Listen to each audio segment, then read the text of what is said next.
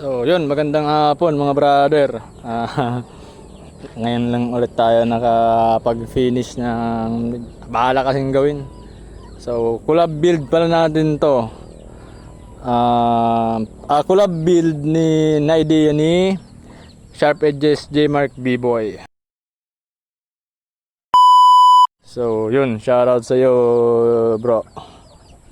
Matindi talaga yung mga idea mo. So mga brother, ang nakikita nyo ngayon ay teka ilang pulgada ba to?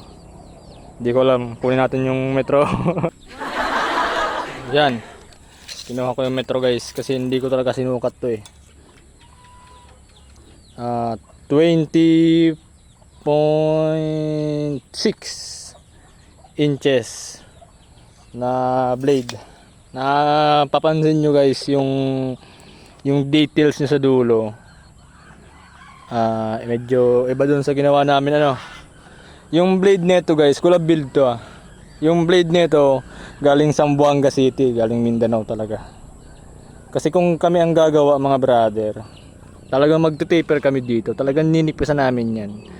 Ito nasa 3mm to 4mm pata to.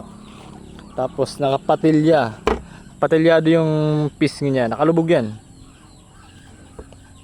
So gawa ito ni Panday Unsboy Mactar mga brother. Pinagawa doon ni J Mark B-Boy. And walang scabbard, walang handle, pinadala dito. Yan. Ang binago lang namin dyan kaunti lang ng mga detalye ang binago namin dyan mga brother. Yung bukol dito, banda rito, yun, tinanggal namin yung kasi hindi naman talaga yun kasali. So siguro hindi na rin napansin ni Unsboy. So tinanggal na namin, tsaka nagpatalas kami mga brother. Sinander namin, belt sander yung ginamit ko dyan para yung sigsag nung edge mawala. Kasi di ba nga,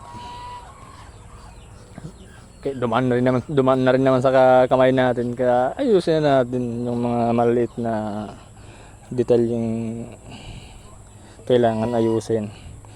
So sa handle mga brother, yan, abot ako ng alas 4 nito kaninang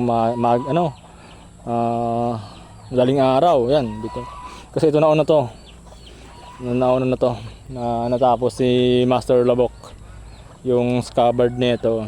Tapos yan, dinagdag ko lang yung details na yan. Napakaganda rin yung pagkakadali ng scabbard, tsaka matibay, tad yung pins, tsaka yung details niya mga brother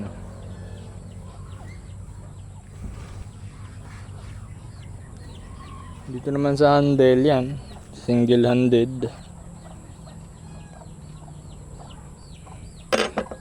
May binago pala kaming kaunti dito sa blade na to, pero hindi kita. Alam niyo yung yung tang yun. Kasi pinadala yun dito, mga ganyan lang yung tang. So piniga namin yun mga para umabot dyan Kaya yung pin na to, yan dalawang yan, hindi yan tumagos dun, hindi namin yan pwedeng patagusin. Pinatama lang namin yan dun sa tang. Tapos naka-epoxy yan loob niyan. 0.20 yung brass na to. Kaya siyempre tayo yung nagbihis sa blade, kaya kailangan patibayan na natin mga brother. And kung mapapansin nyo, wala siyang coin, wala siyang buhok, hindi rin ako naglagay ng abang. So kung hindi ata trip ni bro J Mark B-Boy yung may buhok tsaka may coin. So bahala siya kung palagyan niya, and basta kami binihisan lang namin yung blade ni Panday Unsboy. Ayun si Master Labok magpapahinga na. So yun lang mga brother, i-share ko lang yung collab build na kampilan galing Zamboanga City, binili ng taga Benguet, pinadala sa Bicol, and pupunta na to ng Benguet bukas. So yan siya guys pag nakapasok. Maiksi lang tong kampilan na to, 20 plus lang, pulgada ng blade. Tsaka wala siyang rekaso, eh wala kaming magagawa doon.